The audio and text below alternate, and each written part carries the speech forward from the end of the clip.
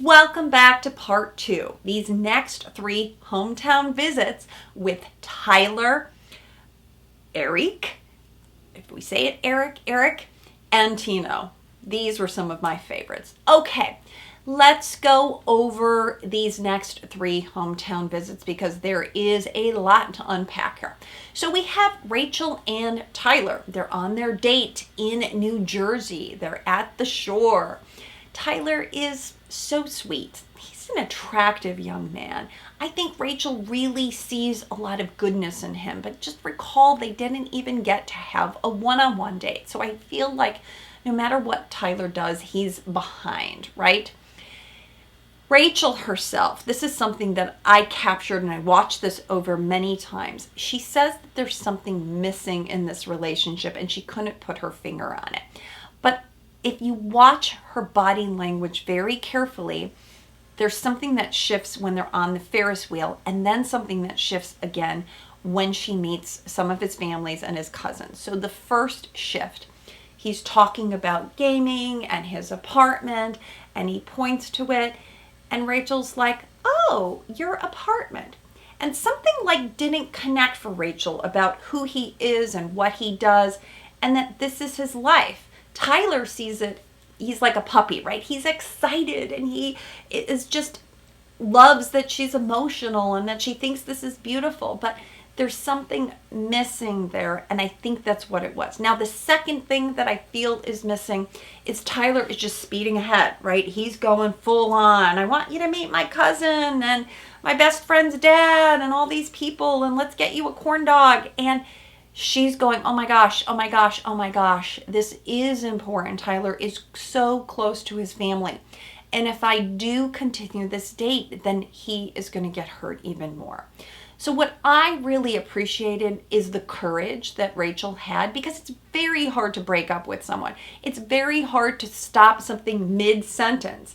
And he's going on and talking about how much he likes her because he's been prompted to do that, right?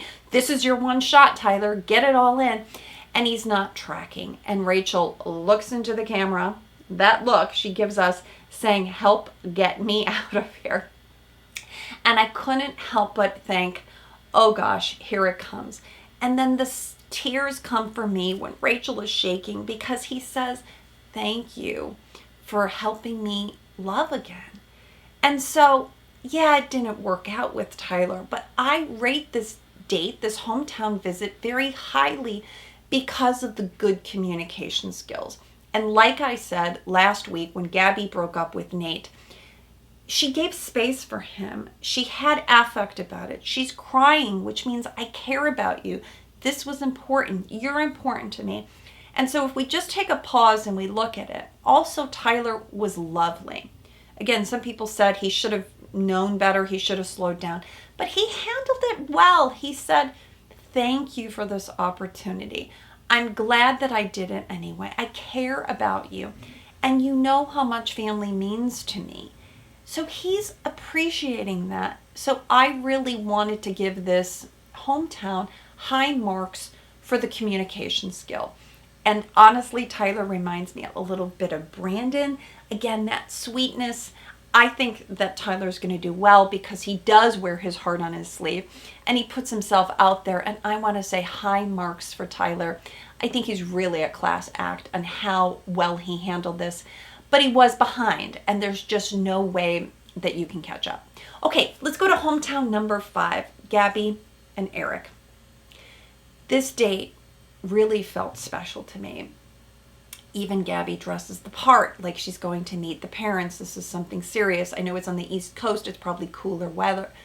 But Erich has told her weeks in that his father has been terminally ill, battling cancer. And you think, wow, this has been going on for 3 years. It's important to note that because some people in the comments were saying, oh my gosh, I can't believe Erich, he left his dying father. But here's the thing. I do not want to put any judgment because everybody handles grief differently. And 3 years is a long time. We don't know what happened with this family. We don't know if the father said, "Son, I want you to find a partner. Go out and take that opportunity." But the fact that they're opening their home and allowing the cameras to come in to see this, to me, felt special. Like we are being privy to this very vulnerable family at this point in time. And I just wanted to honor that because the feelings were raw. And Erich said it's just really, really sad, but he is excited about bringing Gabi home. And if anyone, it's Gabi who can fit in. And the father, well, the grandpa first says, "Oh my gosh, Gabi, I know you from the show." And that was just the biggest hug. And then the dad says, "Oh my gosh, you were an ICU nurse. I was in the ICU for 40 days. And so they connect instantly based upon that. There's this admiration. And even the cancer that the dad has, epithelial cancer, something like that, it was very rare. I looked it up. It's like 1 in 2 million, a million people get this.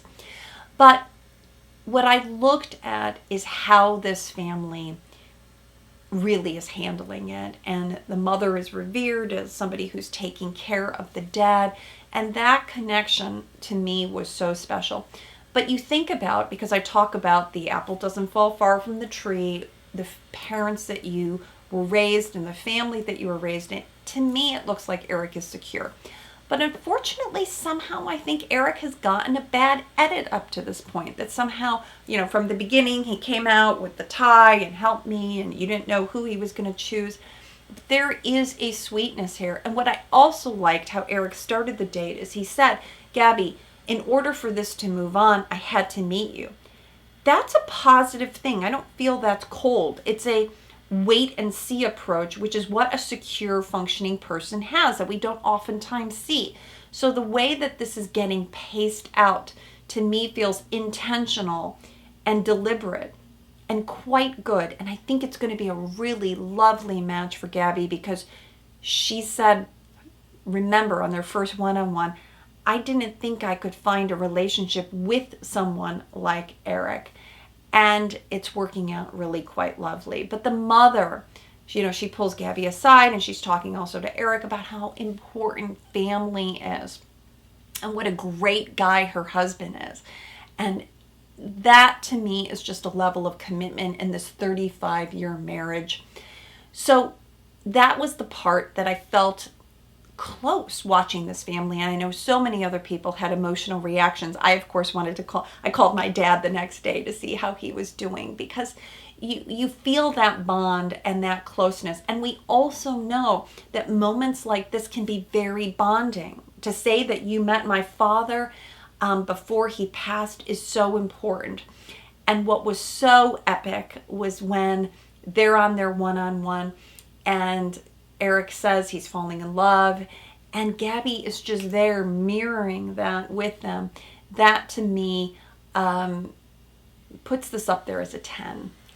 Now, maybe a 9, because the only skepticism I had, and I think Gabi will handle this beautifully, is because the mother was so insistent that families stay together no matter what. I thought she'll have to talk about what it's like from her own family, the trauma that she's been through, that her mother didn't want a relationship.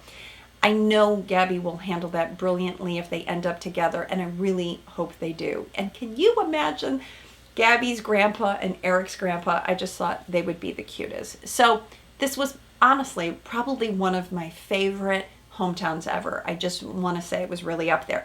All right, let's take a breath. Let's move on to Rachel and Tino, the 6th one, and then of course we're going to get to Ava next week. But Rachel and Tino, the editing, I have to say, is quite good on all of these, right? They're priming us for this because, of course, the one hometown visit that Rachel cares the most about because she's crazy about Tino. And here's the problem.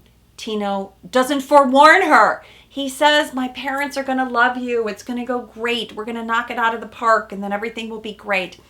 And that was the moment where I thought, God, Tino, are you not reading this situation? Do you not have a perception of who your parents are? Because if you had, I think Rachel would get it. Her dad was the same, right? Her father, Tony, was kind of rough, and she forewarned Clayton about that, and we miss the forewarning. So that's what worries me. But the first clip in to the parents, they seem like it's a competition. The apple doesn't fall far from the tree. Well, this isn't real. Does Tino know that? Is he ranking with the other men? Does Rachel really like him the best?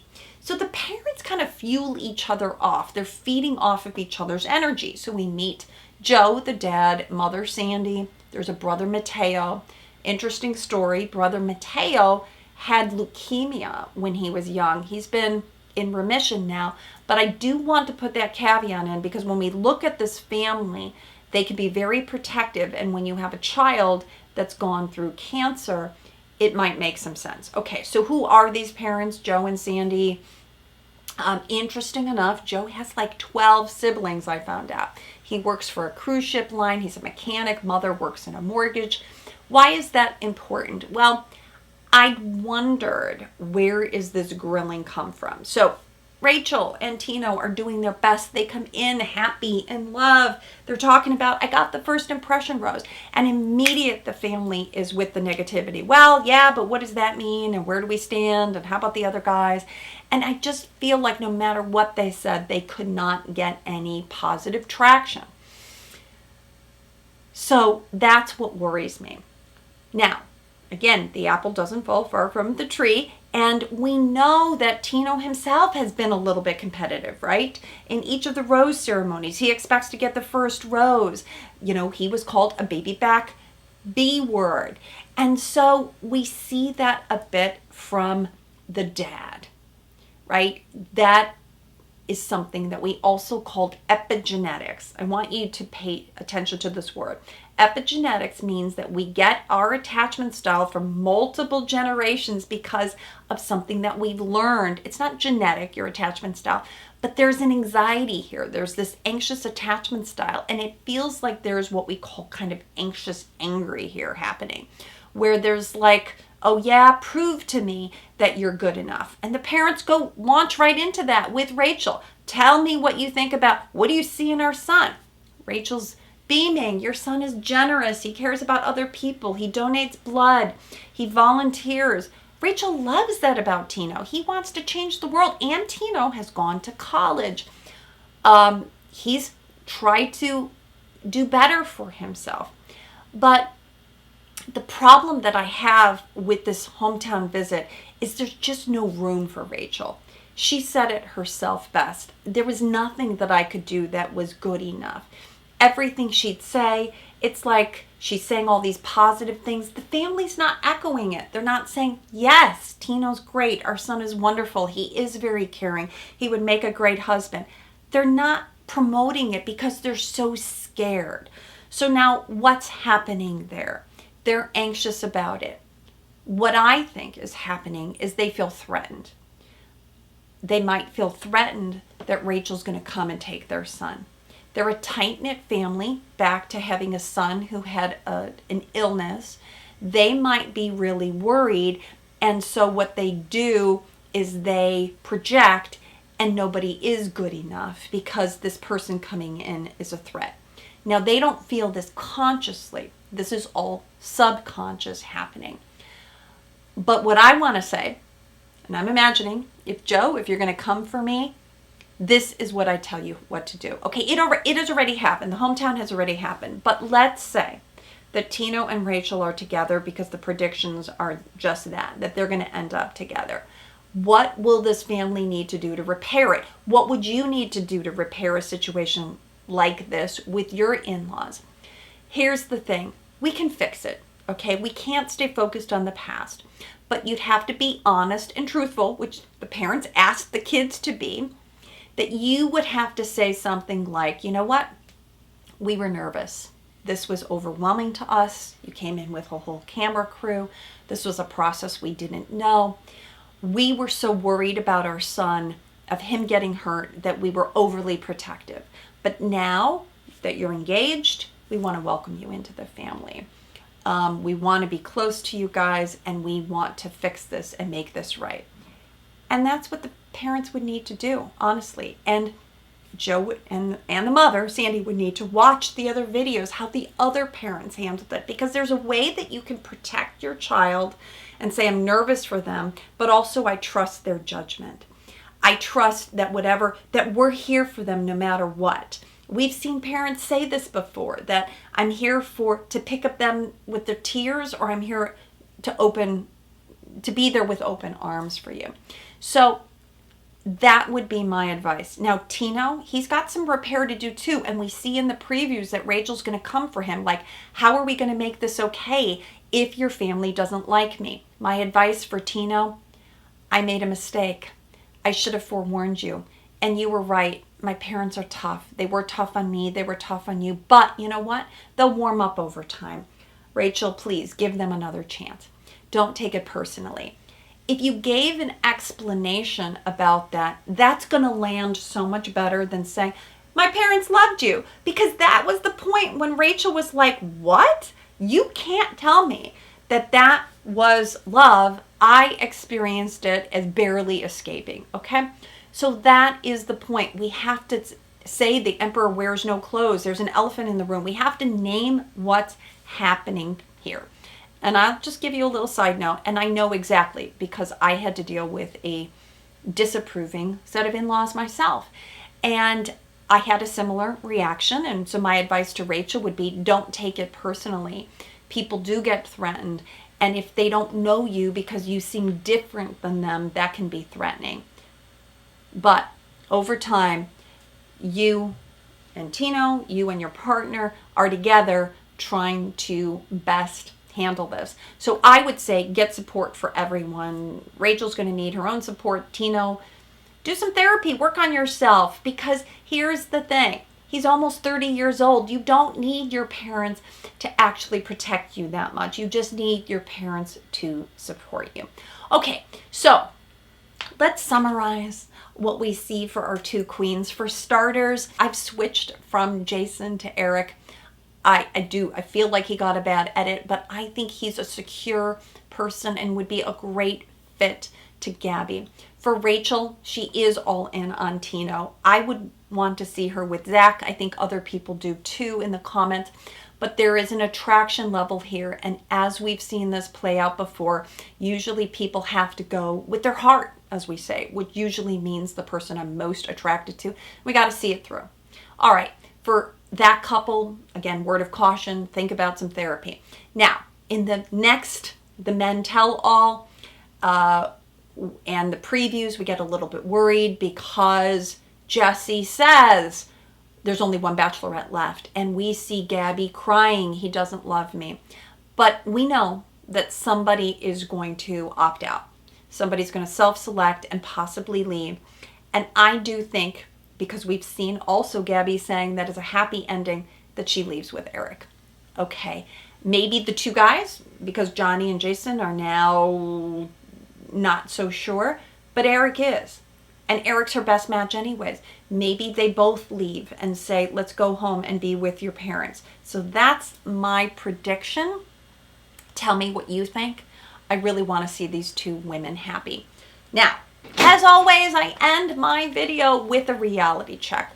What can we learn about love, about relationships? If you're dating, my advice to you is date somebody who's not your type. We tend to go for patterns that feel familiar to us, but oftentimes it's based upon a negative narrative, like working so hard to get somebody's attention so you're interested in somebody who's emotionally unavailable. Look for the secure person who's solid, who says, I've got you, who paces your relationship. That is a good choice. Now, if you're meeting somebody's family, are they going to accept you? Think about how you and your partner are going to integrate in the family. Instead of giving them the power to accept you or not, I had to do this myself. I have to look for, how am I going to kind of fit in? I can't expect them to change for me, but how am I going to support myself? How is my partner going to support me? And how is this going to work? Because you're never going to find a perfect parent. You're never going to find a perfect partner, and you're never going to find their perfect family either. I hope that was helpful. Let me know what you think in the comments.